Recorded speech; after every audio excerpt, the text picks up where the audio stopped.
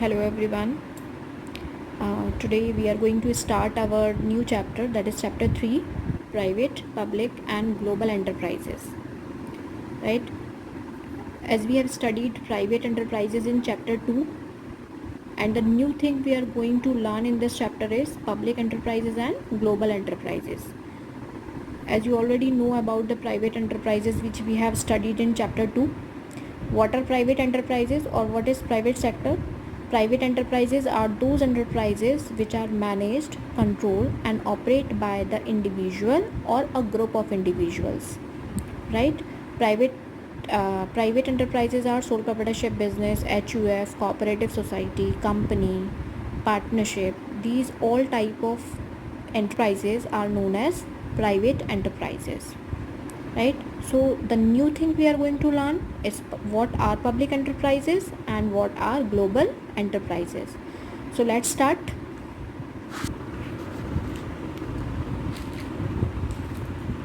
Yes. Our Indian economy is divided into two parts, that is public sector enterprise and private sector enterprises. Public sector enterprises are those enterprises which are managed, controlled and operate by the government, whereas private sector enterprises are those enterprises which are managed, controlled and operate by the individual or a group of individual. Right? So public sector enterprise are classified into three parts, that is departmental undertaking, public or statutory corporation and government companies, whereas private sector enterprises are classified in such a manner like sole proprietorship business, cooperative society, HUF, partnership business and company. Right? So public sector enterprises are those enterprises which are managed and controlled by the government, और and the main motive is social services, to provide the social service. जितने भी आपके public sector enterprises होते हैं, क्योंकि government कर रही है और गवर्नमेंट हमेशा क्या सोचती है, welfare of the society. So the main motive is to provide social service. Right? हमारा जो पब्लिक सेक्टर एंटरप्राइजेज हैं, पब्लिक सेक्टर एंटरप्राइजेज को हमने 3 पार्ट्स में क्लासीफाई किया है: डिपार्टमेंटल अंडरटेकिंग, पब्लिक और statutory corporation and government companies. Right? 3 तरीके के आपके पब्लिक सेक्टर एंटरप्राइजेज होते हैं: डिपार्टमेंटल अंडरटेकिंग, पब्लिक और statutory corporation and government companies. So first of all we will discuss about departmental undertaking. देखिए, डिपार्टमेंटल अंडरटेकिंग क्या होता है? Departmental undertaking is the most oldest form of public sector enterprise. ये सबसे पुराना form है public sector enterprises का. Right? It is managed and control by the state और सेंट्रल गवर्नमेंट. जितने भी आपके डिपार्टमेंटल अंडरटेकिंग होते हैं वो सब या तो सेंट्रल गवर्नमेंट के थ्रू मैनेज किए जाते हैं या फिर स्टेट गवर्नमेंट के थ्रू मैनेज किए जाते हैं. राइट? फॉर एग्ज़ाम्पल रेलवेज़ हो गया आपका, पोस्ट एंड टेलीग्राम सर्विसेज हो गई आपकी, ये सब हमारी कैसी होती हैं. और जितना भी डिफेंस हो गया, टेलीफोन सर्विसेज हो गए, ये सब हमारी कैसी होती हैं? डिपार्टमेंटल अंडरटेकिंग होती हैं. ठीक है? तो डिपार्टमेंटल अंडरटेकिंग जो होती हैं, most oldest form of public sector PSUs हैं ये. और ये या तो स्टेट गवर्नमेंट इसको मैनेज करता है या सेंट्रल गवर्नमेंट मैनेज करता है. एग्जांपल्स मैंने आपको बता दिए. और ये इनका एक वो होता है, ये अंडर वन मिनिस्ट्री वर्क करती हैं. जैसे आपने सुना होगा कई बार,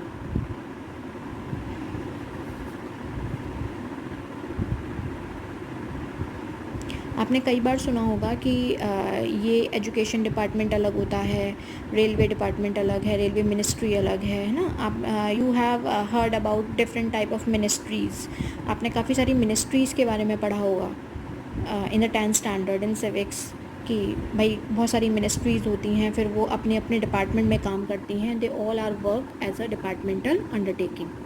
right? There are certain features also formed by government and work under one ministry only. ये जो आपकी डिपार्टमेंटल अंडरटेकिंग होती हैं, ये किसके थ्रू बनाई जाती हैं? By the government, and they will have to work under one ministry only. Means अगर रेलवे मिनिस्टर है तो जितना भी ट्रेन्स का काम होगा, जितना भी आपका ट्रेन से रिलेटेड, रेल से रिलेटेड जितना भी वर्क होगा, all the work will done under the railway minister. ठीक है?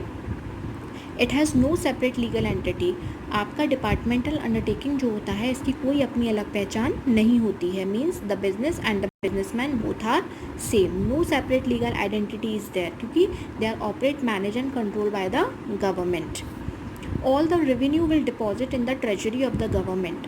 जितना भी रेवेन्यू आता है, जितनी भी इनकम होती है डिपार्टमेंटल अंडरटेकिंग से, वो सारी इनकम किसके पास जाती है? इन the treasury of the government. वो किसी के पास नहीं जाती, वो डायरेक्टली गवर्नमेंट के, सरकार के खजाने में जाती है, ट्रेजरी में जाती है। ठीक है। अगर आप ये चाहें कि भाई यहाँ पर फाइनेंशियल ऑटोनॉमी नहीं होती है, ऑटोनॉमी का मतलब होता है फ्रीडम, यहाँ पर फाइनेंशियल फ्रीडम नहीं होती है किसी भी मिनिस्टर को। For example, if any minister will earn an amount, तो उसमें क्या होगा, उसने जो भी अमाउंट अर्न किया है, he can't use for the further growth and expansion of the particular department. वो उस पर्टिकुलर डिपार्टमेंट के ग्रोथ एंड एक्सपेंशन में वो पैसा यूज़ नहीं कर सकता है until and unless he get the permission from the parliament और फ्रॉम द गवर्नमेंट। जब तक उसको पार्लियामेंट या गवर्नमेंट से परमिशन नहीं मिल जाती है, तब तक वो मिनिस्टर उस पर्टिकुलर पैसे का यूज़ उसके फर्दर ग्रोथ और एक्सपेंशन में या रिपेयर और मेंटेनेंस में नहीं कर सकता है। फॉर एग्जांपल, आपने देखा होगा जितनी भी रेलवे ट्रैक्स होती हैं, हालत बहुत ख़राब होती है उनकी। ठीक है, क्योंकि जो मिनिस्टर्स होते हैं, जो भी पैसा आता है वो मिनिस्टर्स को सारा पैसा सरकार को देना पड़ता है, और सरकार ही फिर बताती है कि हमें कहाँ पर उस पैसे का यूटिलाइजेशन करना है, क्या हम इसको ग्रोथ एंड एक्सपेंशन में लगा सकते हैं या नहीं लगा सकते हैं। ठीक है, तो all the revenue will deposit in the treasury of the government. Next one is the staff are called civil servant. जितने भी इसके स्टाफ होते हैं वो सब क्या कहलाते हैं? सिविल सर्वेंट्स कहलाते हैं। जितने भी आपने देखा होगा IAS PCS लोग होते हैं, जितने भी ऑफिसर्स होते हैं, वो सब हमारे क्या होते हैं? सिविल सर्वेंट्स होते हैं। ठीक है, वो भी डिपार्टमेंटल अंडरटेकिंग में ही आते हैं। आपने देखा होगा कि कोई भी पर्सन आता है तो वो एक पर्टिकुलर डिपार्टमेंट का अधिकारी होता है। IAS ऑफिसर एक पर्टिकुलर डिपार्टमेंट में होता है कि उसका डिपार्टमेंट कौन सा है। ठीक है, तो इसलिए जो स्टाफ होता है वो एक जॉब पोजीशन से दूसरे जॉब पोजीशन पर भी ट्रांसफ़र हो सकता है। आज कोई रेलवे मिनिस्टर है तो हो सकता है कल को वो एजुकेशन मिनिस्टर बन जाए। आपने देखा होगा स्मृति ईरानी पहले हमारे यहाँ की एजुकेशन मिनिस्टर थी, लेकिन अब उनकी मिनिस्ट्री चेंज हो चुकी है। तो ज़रूरी नहीं है कि जो एक मिनिस्ट्री में वर्क कर लिया है जिसने, वो उस पर्टिकुलर मिनिस्ट्री में ही रहेगा, वो एक मिनिस्ट्री से दूसरी मिनिस्ट्री में भी ट्रांसफ़र हो सकता है। Next one is they are accountable to ministry and then to parliament. Accountable का मतलब होता है आंसरेबल। जैसे आपको हम कोई भी वर्क करने के लिए देते हैं, then you have to be answerable to your teacher कि भाई आपने काम कर लिया या नहीं कर लिया, अगर नहीं किया है तो क्यों नहीं किया, I have to ask some question from you, right. तो ये सब क्या होती है? This is called accountability, answerability. जब हमें किसी से आंसर्स चाहिए होते हैं, तो आपने क्या काम किया है, क्या नहीं किया है, वो सारा आंसर आपको मिनिस्ट्री को देना पड़ता है, और मिनिस्ट्री फिर अल्टीमेटली वो आंसर किसको देती है? पार्लियामेंट को देती है। तो these are the certain features of departmental undertaking, right. Now there are certain merits and demerits of the same, यानी कि डिपार्टमेंटल अंडरटेकिंग के कुछ मेरिट्स एंड डीमेरिट्स भी होते हैं, उनको देख लीजिए आप। First one is effective control. इनका देखिए, departmental undertaking is a part of government, right. They are formed under the special act of parliament, we can say. So the control on departmental undertaking is very effective as it is a subject to parliamentary control. यहाँ पर जितना भी work होता है वो parliament के control से होता है, तो इसलिए यहाँ पर जो आपका कंट्रोल होता है, आपका जो कंट्रोल होता है वो बहुत ज़्यादा इफेक्टिव होता है। मीन्स आप you have to be answerable for each and everything. Next one is public revenue. Public revenue क्या होता है यहाँ पर कि मतलब the revenue of departmental undertaking is deposited in the treasury of the government, I told you. So these undertakings helps in increasing the government revenue. ये इस type की जो अंडरटेकिंग होती हैं वो गवर्नमेंट के रेवेन्यू को इंक्रीज़ करने में, बढ़ाने में उसकी हेल्प करती हैं। और आपने ये सुना ही होगा कि जितना गवर्नमेंट का ट्रेजरी में पैसा होता है, उतनी ही ज़्यादा आपकी जो कंट्री होती है उसकी कंडीशन, उसकी इकोनॉमिक कंडीशन अच्छी होती है, right. Next one is public accountability. Public accountability means they are subject to accounting and audit controls, thus have high degree of public accountability. It means that मैंने अभी आपको फीचर्स में शायद नहीं बताया, मैं भी बता देती हूँ कि यहाँ पर जितने भी आपके बुक्स ऑफ अकाउंट्स होते हैं, जितने भी अकाउंट्स होते हैं, वो कंट्रोलर जनरल ऑफ इंडिया उसको क्या करता है, उसको उसकी ऑडिट करता है। जो आपके सीए होते हैं ना, मैं आपको आपको समझाने के लिए बता दूं, जैसे आप जो वर्क आपका सीए करते हैं, what is the work of CA, he have to audit the books of accounts कि आपका सारा जो स्टेटमेंट है, सब कुछ है, वो सही चल रहा है या नहीं चल रहा है, ठीक है, कोई विंडो ड्रेसिंग तो नहीं हो रही है उसमें, है ना। तो this is called the work of CA. ऐसे ही आपका जो कंट्रोलर जनरल ऑफ इंडिया होता है, वो क्या करता है, आपके बुक्स ऑफ अकाउंट्स को चेक करता है, क्योंकि आपने कितना अर्न किया और कितना आपने खर्च किया, इस सब की रिपोर्ट जो है वो आपसे पब्लिक मांगती है और आपको उसको देनी पड़ती है, ठीक है। जब भी वो मांगते हैं तो आपको उनको, आपके पास वो सारे स्टेटमेंट्स होने चाहिए by which you can show, by which you can give the accountability, answerability to the public. Next one is optimum utilisation of funds. यहाँ पर फंड्स का बहुत अच्छे से यूज़ होता है। मैंने आपको बता दिया कि जितना भी पैसा आता है वो directly treasury of the government में चला जाता है। So there is a proper utilisation of funds as financial matters are subject to ministry. यहाँ पर जितने भी फाइनेंशियल मैटर्स होते हैं वो सब मिनिस्ट्री के अंडर कंट्रोल होते हैं, तो सब कुछ बहुत स्मूथली चलता है, फंड्स का वेस्टेज नहीं होता है यहाँ पे। Now side by side some merits, there are some demerits of departmental undertaking as well. First one is inflexibility. Inflexibility means that matlab the departmental undertaking works under the strict parliamentary control, as we know. So there is too much interference of ministers and top officials, which reduce the flexibility and efficiency of the undertaking. Means too much interference is there in this type of departmental undertaking, so they can't take the decision on their own. यहाँ पर ये लोग अपना decision खुद नहीं ले पाते हैं, they have to do the work according to the instructions of the parliament, right. तो यहाँ पर बहुत इनफ्लेक्सिबिलिटी होती है। इनफ्लेक्सिबिलिटी का मतलब होता है जिसको हम चेंज नहीं कर सकते, the things are very rigid, यहाँ पर बहुत रिजिडिटी होती है चीज़ों की।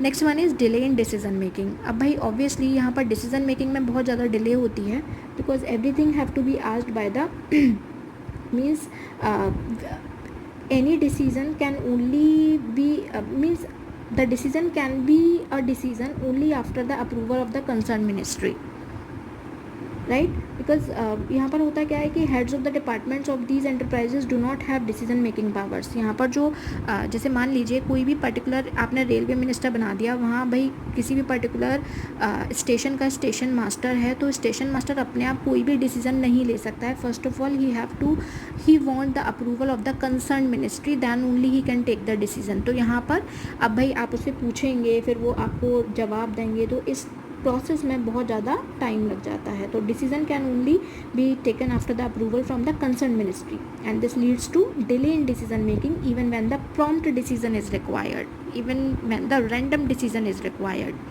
Right. Next one is political interference. मैंने भी आपको बताया कि पॉलिटिकल इंटरफेरेंस ऑब्वियसली यहाँ पर बहुत ज़्यादा होता है, कॉन्स्टेंटली इंटरफेरेंस होता है मिनिस्ट्री का। बार बार अगर आपका डिसीजन ठीक भी है तो बार बार उस पर मतलब इंटरफेरेंस बहुत ज़्यादा है, डायरेक्ट मतलब अगर हम कहना चाहें तो in the short form.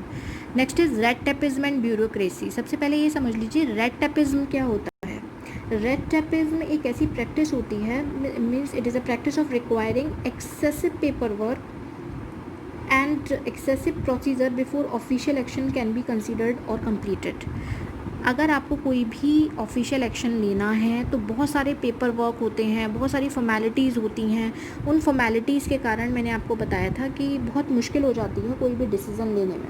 So because lots of rules and regulations, lengthy channels of operation, right, can cause delay and urgent matter suffers. This leads to red tapism and bureaucracy, right. तो जो departmental undertaking होते हैं, अगर हम इसको short form में समझना चाहें तो एक ओल्डेस्ट फॉर्म ऑफ ऑर्गेनाइजेशन है, ओल्डेस्ट फॉर्म ऑफ PSU है, पब्लिक सेक्टर यूनिट, और ये एक मिनिस्ट्री के अंडर वर्क करती है। पर्टिकुलर एक मिनिस्ट्री बना दी जाती है, उस मिनिस्ट्री के अंदर इनको काम करना होता है।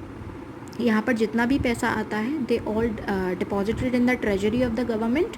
यहाँ ट्रेजरी होती है, सरकार का खजाना होता है, वहाँ सब कुछ जमा हो जाता है, डिपॉजिट हो जाता है। They can't they are not financial autonomous, ये फाइनेंशियली ऑटोनॉमस नहीं होते हैं, इनको पैसे की फ्रीडम, ऑटोनॉमी का मतलब या ऑटोनॉमस का मतलब फ्रीडम होता है, इनको पैसे की फ्रीडम नहीं होती है। They can't use the funds according to the requirement they needed. ठीक है, first of all they have to take the approval, they have to take the permission from the ministry, then ministry have to take the permission from the parliament and all and number of restrictions, lengthy procedures are there.